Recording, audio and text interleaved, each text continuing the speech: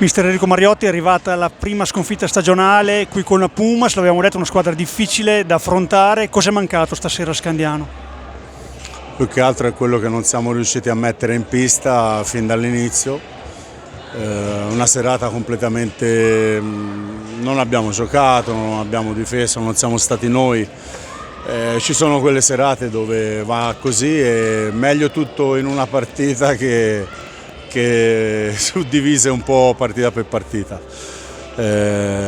Cose che possano capitare, non c'è da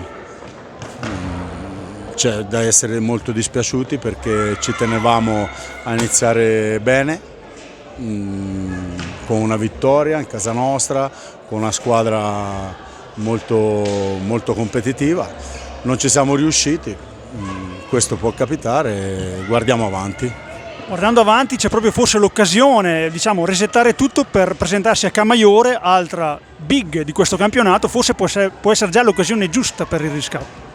Ma a prescindere dall'avversario che noi andiamo a incontrare la prossima partita è da stare sereni, tranquilli, recuperare, allenarsi al meglio, perché non cambia quello che abbiamo fatto in questa prima parte di stagione aver perso stasera.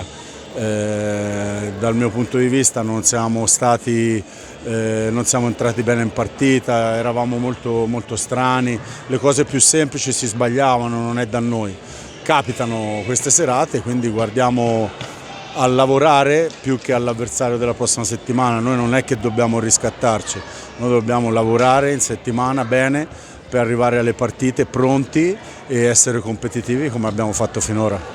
Grazie mister, Grazie a voi.